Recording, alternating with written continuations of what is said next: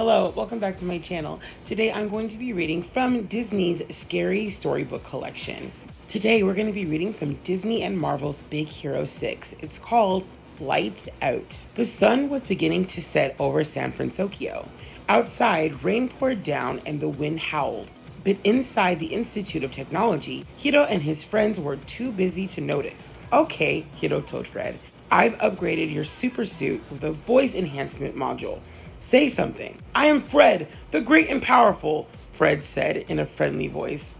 Hiro played it back. I am Fred, the great and powerful. Now Fred sounded big and threatening. Across the room, Wasabi tinkered with his powerful new laser sleeves. Almost there, he murmured to himself. I just need to turn up the optical amplifier and bang! Wasabi's amplifier smoked and sizzled, and the lights in the lab went out. I must have tripped the electrical breaker, Wasabi told his friends over the howling of the wind outside. Just then, a shape appeared over Wasabi. He jumped up in alarm.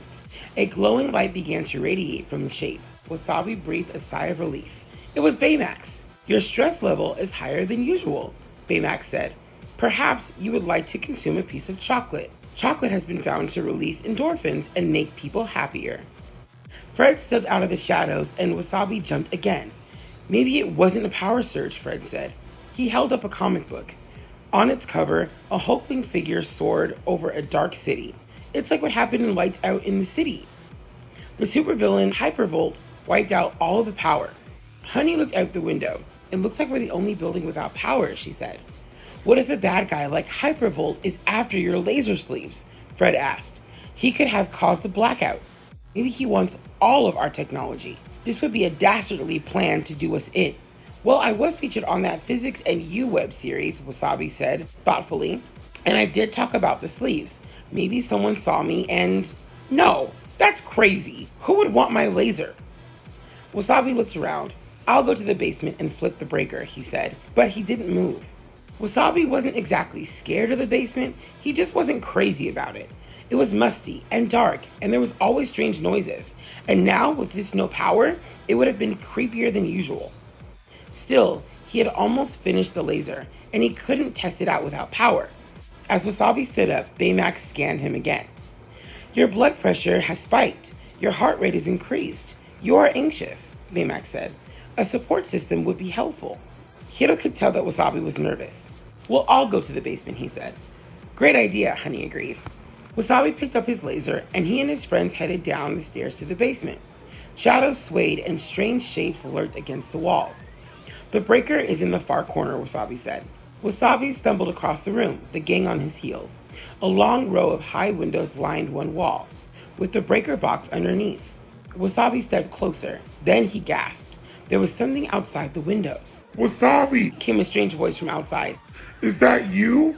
Wasabi!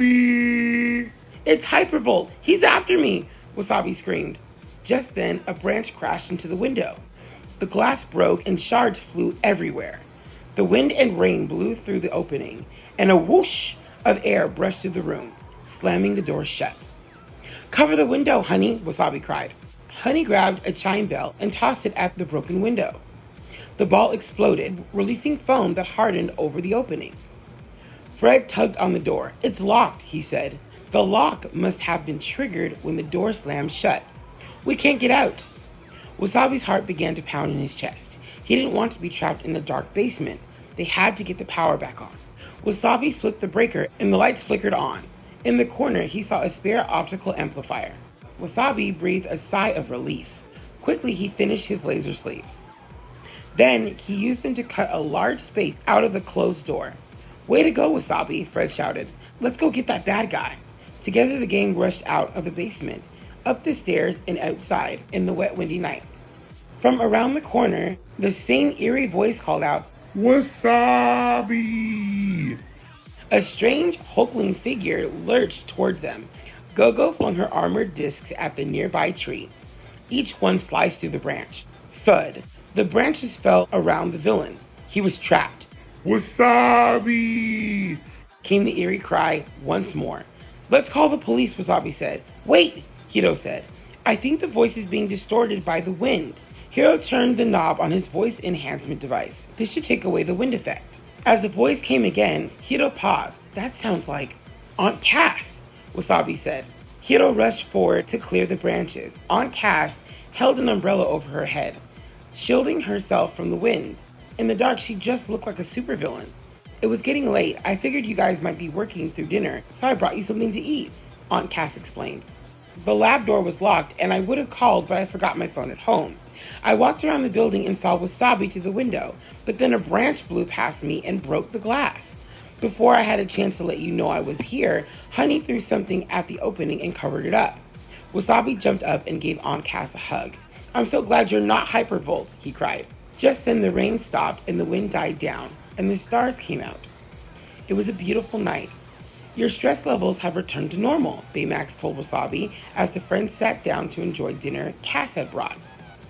He watched Wasabi bite into a large wing. You are no longer afraid. I will make a note of this. Friends and food. They are the perfect cure. And that is the end of our story for tonight. Have a spectacular rest of your night, and I'll see you guys very soon.